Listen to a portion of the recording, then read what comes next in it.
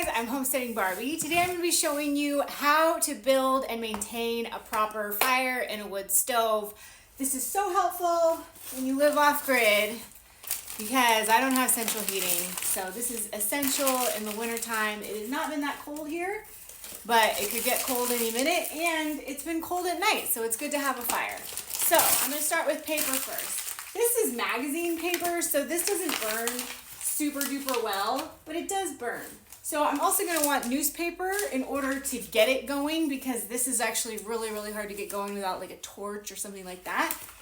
So I'm just going to get a bunch of this. If I had a bunch of newspaper, I would be using that or anything really flammable. So we're going in stages here. It's going to be the most flammable thing, using toilet paper rolls. I have whole bags of things. So cardboard is really great, not for this stage, the next stage. So for this stage, cotton balls, with like soaked in Vaseline, that's a really great way to start a fire. There's all kinds of good fire starters. Lint inside of a toilet paper roll is really good. Newspaper, something like that. So this is a really nice base that we are setting, and this looks like a lot, but it's going to burn really quickly. Okay, on top of that, I'm just going to stick some cardboard. This will catch, and then the cardboard will catch, and it's going to be like a nice little progression.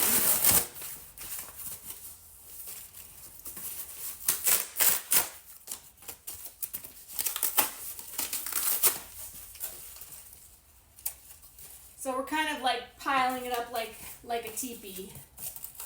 We're kind of just piling it all up on itself. And get a good amount here, because you're not going to want to have to, this is a time when you might have to fight it if you didn't do the base good enough. So you really want to do a good job with the initial parts, and then it'll be less work later. Okay, so then we're going to do some sticks.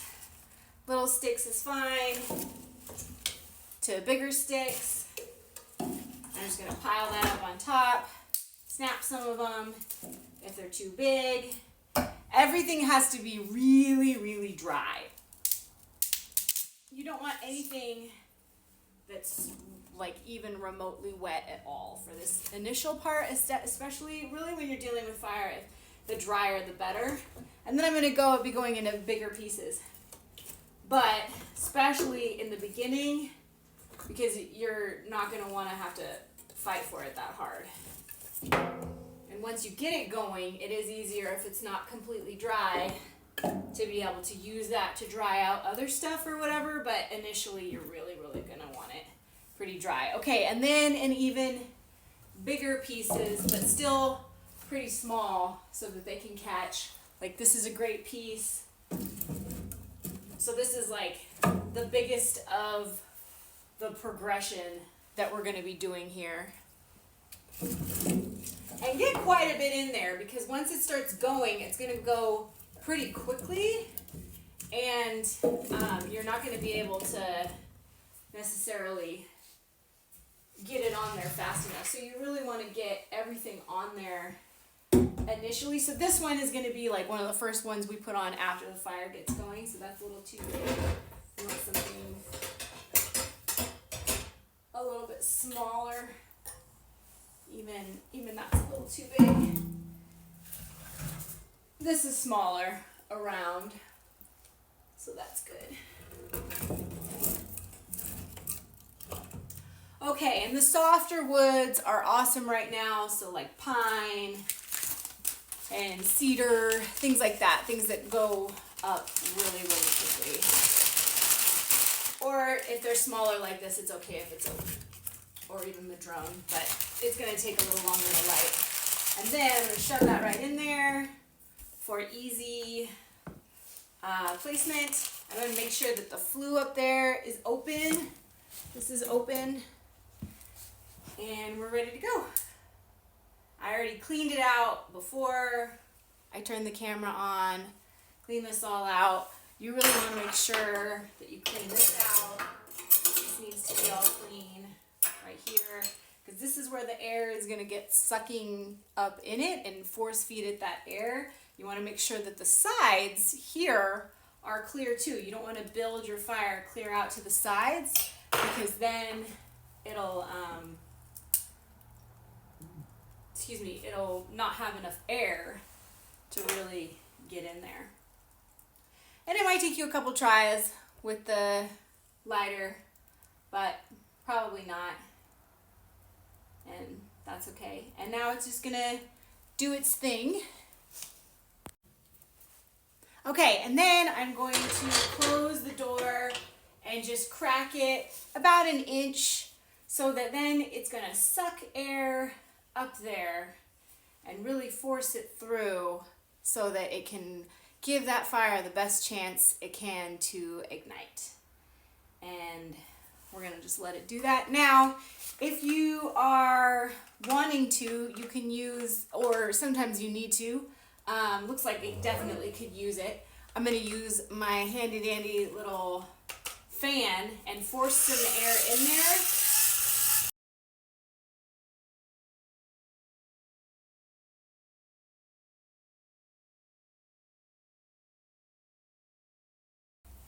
And you'll even be able to see, like you can see where it catches with where the optimal spot is for the wind to go through. You'll see it ignite like that.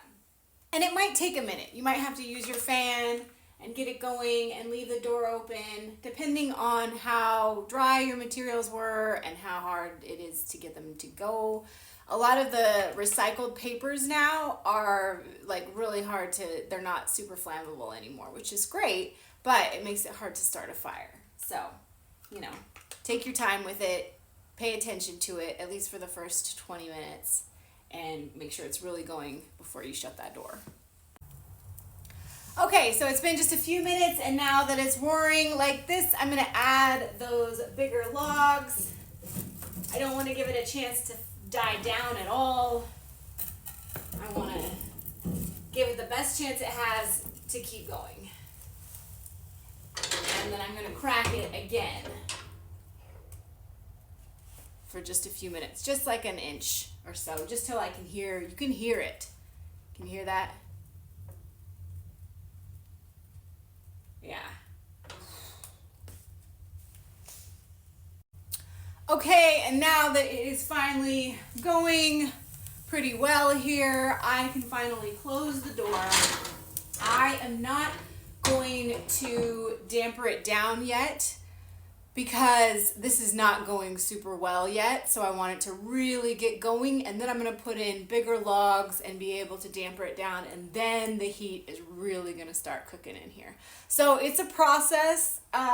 It's definitely worth it because you can heat your house for free or almost free. It's much cheaper, and it works in a power outage or anything like that, so it's well worth it. And I cook on the stove. I'm making some beans over here, and I've made bread and muffins and all kinds of stuff on the stove before. Anything low and slow works out really, really well as well.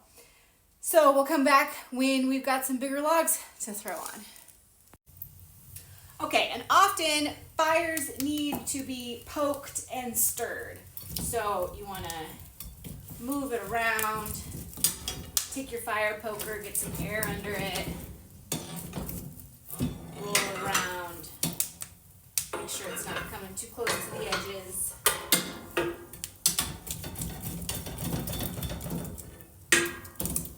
Because this part is already burned. So it'll continue to burn, but if you flip it after it's burned for a little bit, you don't want to flip it too early or it'll go out.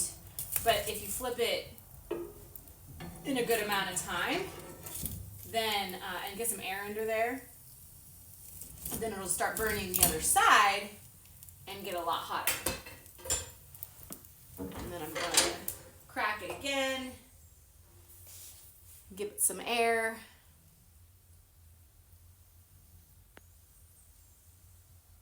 For just a few minutes. Okay, so we are got a nice roaring fire now. I'm gonna put another bigger